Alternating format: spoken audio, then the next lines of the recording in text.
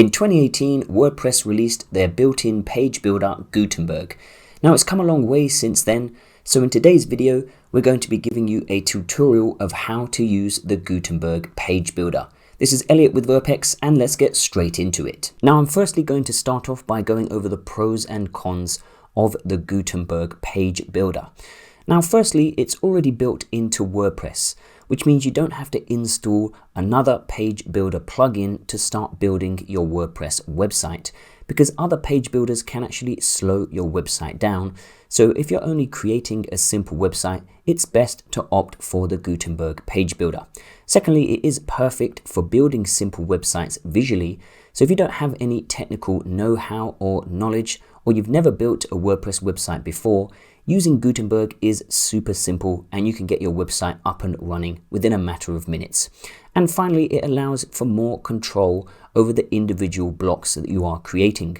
So you can easily go and edit the sizes of images and text, and also the colors and fonts on your website, just with a few simple clicks of a button. Now, in terms of the cons of Gutenberg, it does have limited designing capabilities, especially if you want to create a complex website. So if you're looking to create a more complex website, you might have to install a third-party page builder for your WordPress website. And secondly, it can be cumbersome if you are writing longer form pieces of content, because you constantly have to be adding new blocks, new text, new images, new headings. So if you do plan on writing long form blog posts, for example, then you might want to think about using another page builder. So now that we've gone over the pros and cons of Gutenberg, let me show you exactly how to use the Gutenberg page builder. So firstly, just head over to your WordPress dashboard, and from here you can go to Pages and you can click on Add New. You will then be brought to the Gutenberg page builder.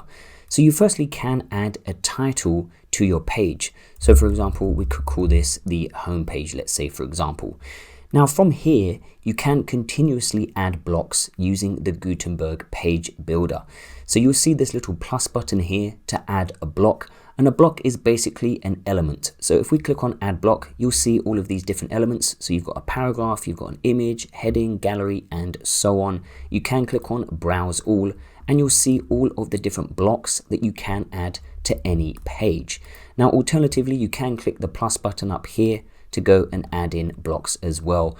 And again, it will show you all of the different blocks that you can add. So we're just going to click on plus, and we're just going to start off with an image. So we're just going to choose image. And from here, you can click on upload, and then you can upload an image. So I'm just going to choose this image and hit open. And then, like I mentioned earlier in the video, using Gutenberg, you can easily resize any image. So you can see you can just drag it like this to resize the image. You can also add a caption to your image. Once you are finished with adding an image or any other type of block, you can simply click underneath, and then you will be prompted with the plus button where you can add another block. So if we hit add block again, this time we could add a heading. And then from here, you can go and type in some text. So I've just entered in the perfect morning tea, and then you can go and choose the size. So you could go for a heading 1, heading 2, heading 3, and so on. And as you can see, they get progressively smaller the smaller heading that you choose. You can go and bold your text. You can add italics. You can add a link. And if you click on these 3 dots here, it will give you more options. So you can go and duplicate the block, which means that you will create another one. So you'll see I've just duplicated the block. You can also copy the block, and you can then go and add it somewhere else. So if I was to just tab down here, I can hit Control V, and I can paste that block somewhere else using Gutenberg. So this is a really quick way to navigate Gutenberg and build pages quickly by copying and pasting blocks and also duplicating blocks. And by the way, if you are looking for WordPress hosting for your own websites, we offer very affordable packages here at Verpex with 24/7 customer support and a 45-day money-back guarantee. So I'll leave a link in the description to all of our WordPress hosting plans. Now let's get back to the tutorial. Now if we click on a block again, you will see down the right hand side you have some more options to edit the block. So in this case of the heading, we can go and change the colors of the text. So for example, I could change it to this red. I can change the background color of the block. So for example, I could change it to this orange like this. So obviously don't go too crazy like that and start creating anything too wacky, but this is just to give you an example of how everything works. You can also add a link as well. You'll also see the typography. So if you go to appearance, you can go and change the style. So you can go for regular, you can go for bold, and so on. So this is another great way of how you can edit the blocks using the Gutenberg editor. Now what I recommend for you to do is to experiment using the different blocks and then go and have a look at how they look from the front end of your website. So when you click add a block, just click on browse all, and I recommend to just go through all of these different types of blocks and see how they look visually from the front end, so you can become more accustomed to using the Gutenberg blocks, and this will help you to build your website quicker.